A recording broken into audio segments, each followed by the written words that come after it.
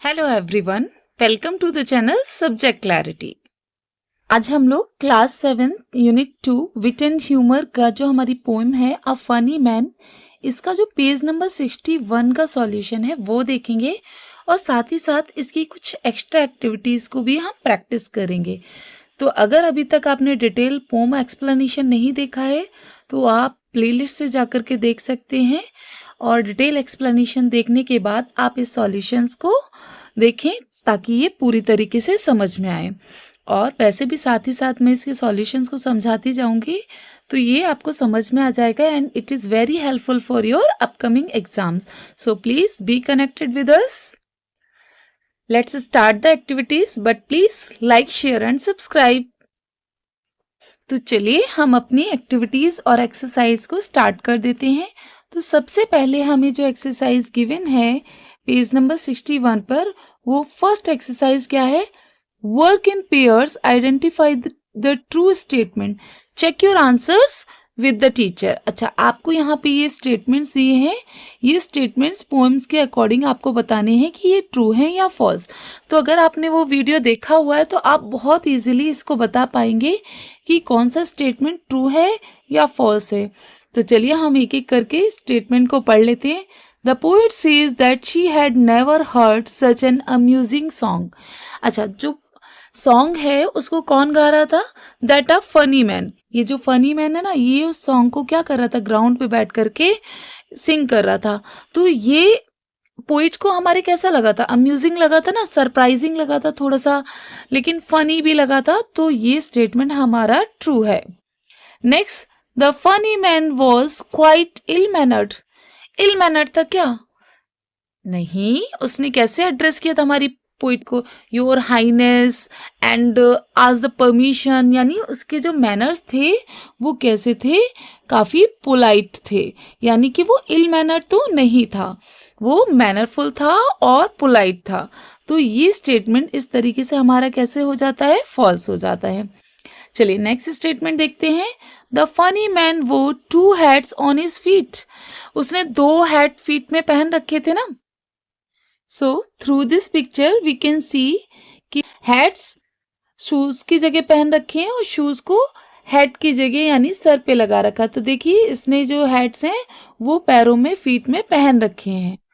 सो इन this वे हम कह सकते हैं कि उसने 2 हैट्स को कहाँ पर? अपने फीट में, पैरों में पहन रखा था। तो ये स्टेटमेंट भी हमारा ट्रू है। The funny man hopped on his head to reach home.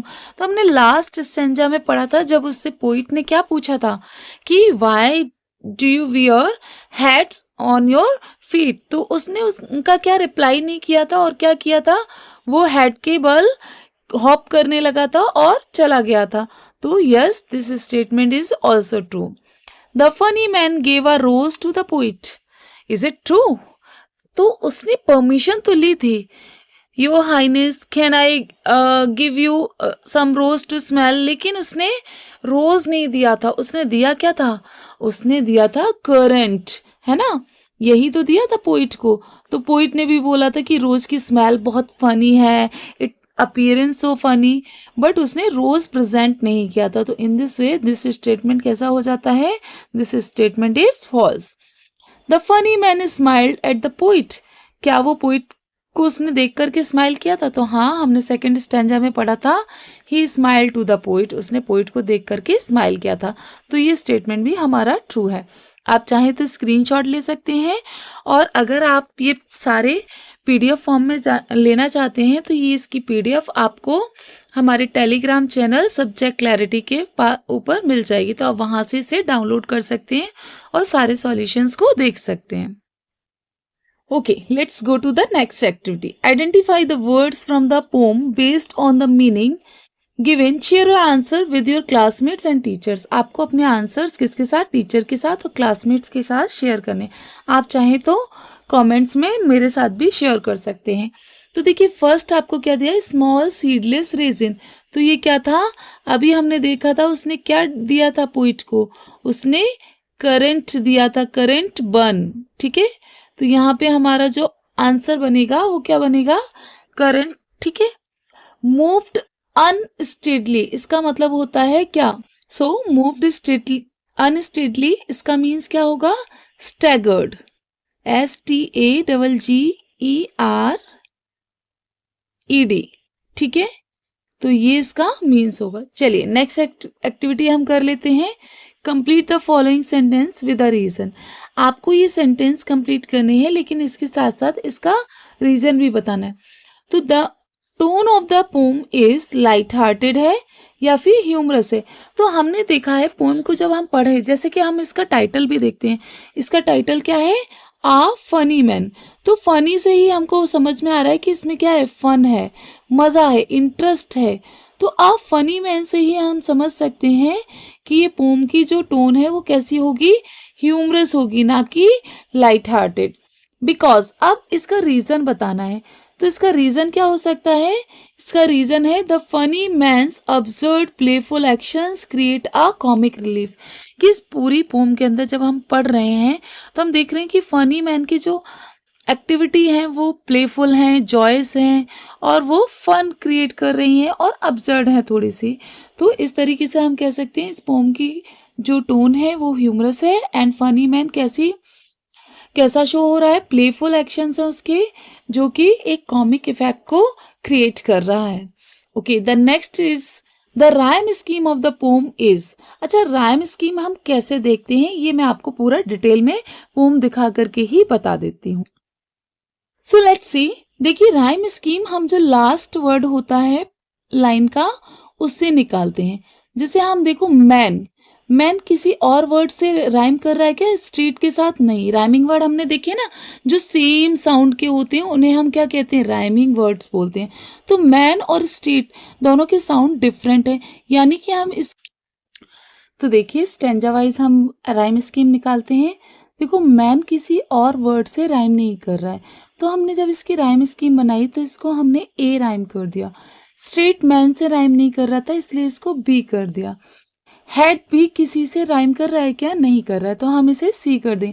लेकिन फीट और स्ट्रीट ये देखो राइम क्रिएट कर रहे हैं, ये दोनों ही वर्ड सिमिलर साउंड के हैं, इसलिए इसकी जो हमारी राइम स्कीम बनेगी वो बनेगी ए बी सी बी। देखो नेक्स्ट में भी हम देख लेते हैं मी। मी किसी और वर्ड से राइम कर रहा है क्या? पोलाइट, बिफोर, साइड नहीं कर रहा, तो इसको हमने ए कर दिया। पोलाइट बी हो गया, बिफोर फिर से सी हो गया। पोलाइट और साइड सेम राइम कर रहे हैं, तो यहाँ पर फिर से बी हो गया। तो यानी अगर हम 2 या 3 स्टैंजा में फ्रिक्वेंटली देखें तो हमारी सेम पैटर्न निकल के आएगा। देखो प्रेजेंट किसी और से राइम नहीं कर रहा है ना, तो हम इसको ए अल्फाबेट दे देंगे।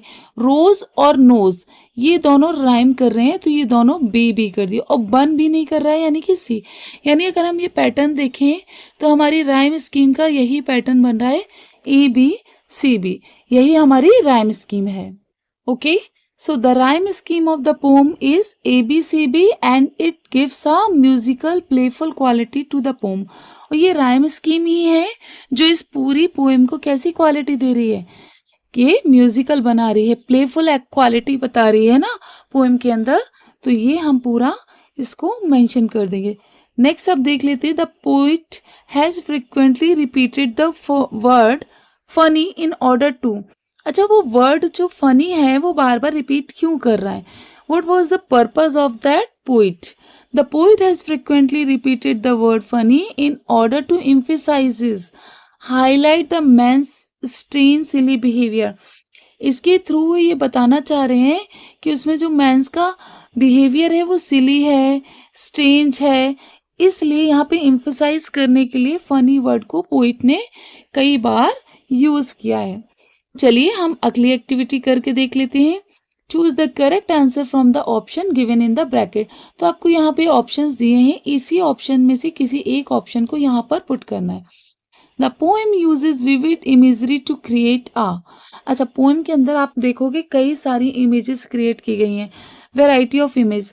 तो वो किस लिए की गई हैं? ह्यूमरस बनाने के लिए एंड नॉन सेंसिकल, या फिर कंफ्यूजन क्रिएट करने के लिए, बट थॉट प्रोवोकिंग। तो कंफ्यूजन के लिए तो मुझे नहीं लगता कि इसमें दी गई है, क्योंकि इस पूरी पोएम का जो सेंस है वो क्या क्रिएट करना है? ह्यूमर्स क्रिएट करना है ना। तो ह्यूमरस एंड नॉन सेंसिकल जो सीन है वो यहाँ पर क्रिएट किया है पोइट ने, ताकि पोम को ह्यूमरस वे दिया जा सके। तो इसका जो हमारा करेक्ट ऑप्शन होगा humorous and nonsensical. Next, the structure of the poem is a, कैसा स्ट्रक्चर है, डायलॉग फॉर्म में है या मोनोलॉग है। देखो मोनोलॉग का मतलब होता है सिंगल पर्सन ही उसको नरेट कर रहा हो, तो यहाँ पे हमारा जो पोइट है वही बिगिनिंग टू एंड पूरी पोम को क्या कर रही है, नरेट कर रही है। तो ये हमारी जो पोम है वो कैसी है, मोनोलॉग फॉर्म में है। Next activity is given here, the phrases sounding sight and hopped home are example of. अच्छा, इसमें किस चीज के एग्जाम्पल है, एलिट्रेशन के या असेंबली के। देखो एलिट्रेशन क्या होता है, रिपीटेशन होता है एलिट्रेशन में किसी भी लेटर्स का, ठीक है। तो रिपीटेशन ऑफ लेटर्स एलिट्रेशन होता है। और सिमिली क्या होता है, जब हम कंपेयर करते हैं, किसकी, दो ऑब्जेक्ट का हम कंपेयर करते हैं, वो भी किससे, या तो लाइक वर्ड से करेंगे कंपेयर या फिर ऐसे करेंगे। तो क्या हमें स्टेटमेंट में कहीं कंपेयर होप्ड होम और साउंडिंग साइड में दिख रहा है कि लाइक एज वर्ड गिवन हो, नहीं दिख रहा है ना। तो इसलिए हमारे यहाँ पे क्या करेक्ट आंसर होगा, एलिट्रेशन ही करेक्ट ऑप्शन होगा। So here are the answers, मैंने आपको अलग से मेंशन कर दिए हैं कि पोम में क्या इमेजरी यूज हुई, humorous and nonsensical scene, monologue form है पोम की, एंड इसमें एलिट्रेशन है। तो चलिए अब हम नेक्स्ट एक्टिविटी को करके देखते हैं। Rewrite the following line from the pome in the correct order. अच्छा, जब पोएम लिखी जाती है ना, तो जो पोइट है ये उनके पास एक पोइटिक लाइसेंस होता है, जिसके थ्रू वो क्या करते हैं, वर्ड्स को पोइटिक टच देने के लिए, यानी म्यूजिकल क्वालिटी को इनहेंस करने के लिए, राइम वर्ड्स क्रिएट करने के लिए वो वर्ड्स को आगे पीछे कर देते हैं। तो अगर हम उन्हें सच में स्टेटमेंट फॉर्म में बनाएंगे तो वो ओरिजिनल क्या बनेंगे, ठीक है।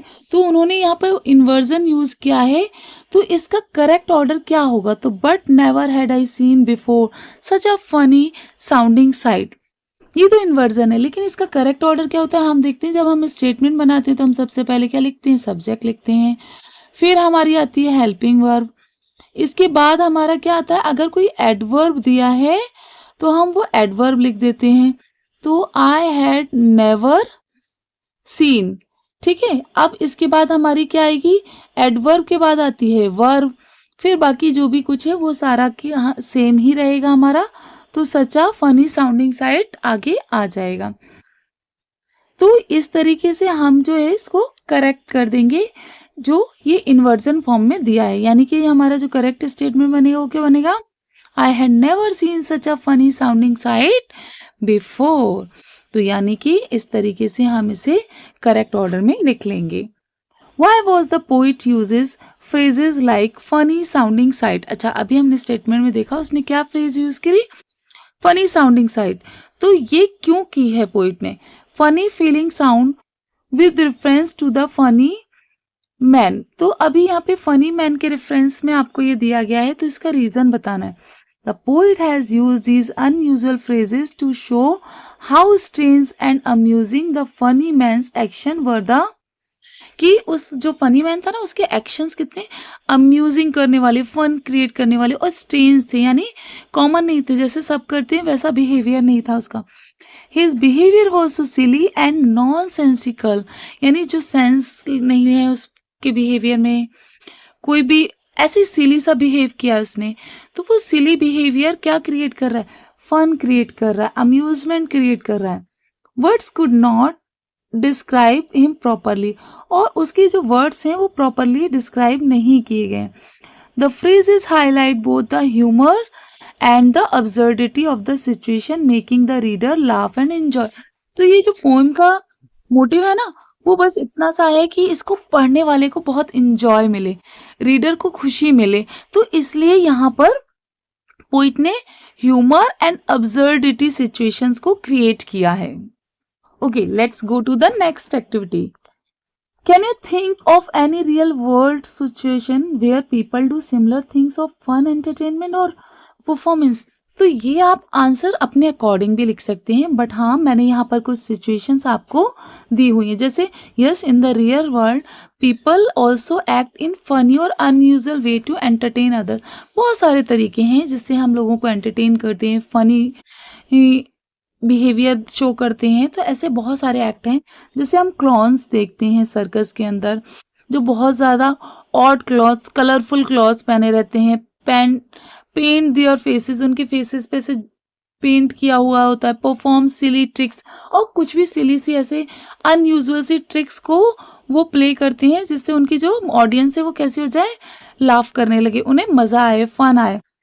कॉमेडियंस हम देखते हैं, जैसे कपिल शर्मा का शो होता है, और भी कई सारे कॉमेडियन शोज आते हैं जिनमें वो मिमिक्स करते हैं, एक्सेग्रेट करते हैं अपने एक्शंस को, जिससे लोगों को फनी वे दिखता है और ह्यूमर दिखता है ना।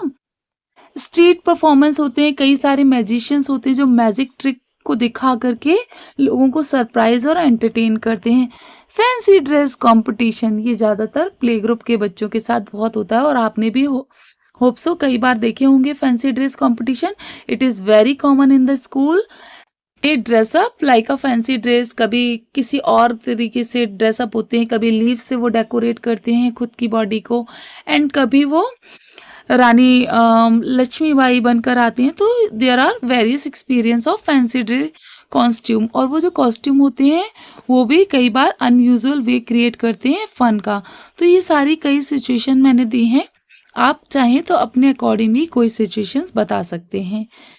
Y is the man in the lesson called a funny? अच्छा, इसमें जो फनी मैन है ना, उसे फनी मैन क्यों ही कहा गया है, क्यों कहा है पोइट ने, कुछ और क्यों नहीं कहा? तो he is called a funny man because of his unusual and silly action. उसने कैसे एक्शन दिखाए हैं पोइम के अंदर? सिली एक्शन, यानी उसने परमिशन तो ली रोज की, लेकिन दे दिया उसको करंट बन, दैट मेक अदर लाफ। तो उसके ऐसे कई सारे जो सिली एक्शंस और जो अपारल्स उसने वियर किए थे, जो शूज़ था वो हैट की जगह वियर किया था, और हैट्स को फीट में यानी कि शूज़ की जगह वियर किया था। तो ये सारी चीज़ें जो हैं, जो अनयूजुअल उसके सिली से एक्शंस है ना, ये बहुत फन क्रिएट कर रहे हैं, लोगों को हंसा रहे हैं, इसीलिए उस पर्सन को अ फनी मैन एड्रेस किया हमारी पोइट ने। चलिए अब हम कुछ क्वेश्चन आंसर जो कि हैं हमारे, ये आपकी प्रैक्टिस के लिए मैंने दिए हैं एक्स्ट्रा, तो इनका आप कोई लोड नहीं लेना। ये अगर इस तरीके के क्वेश्चन आपको एग्जाम में मिल जाते हैं ना, तो आप उसे आराम से अटेम्प्ट कर पाएंगे, है ना। तो चलिए आगे कुछ और क्वेश्चंस को हम कर लेते हैं, लेकिन प्लीज़ अगर अभी तक आपने वीडियो को लाइक नहीं किया है तो लाइक करें, अपने सभी फ्रेंड्स के साथ शेयर भी करते जाएं, और चैनल पर नहीं हुए तो सब्सक्राइब करना भी ना भूलें। What did the funny man wear on his feet? क्या पहना था फीट में?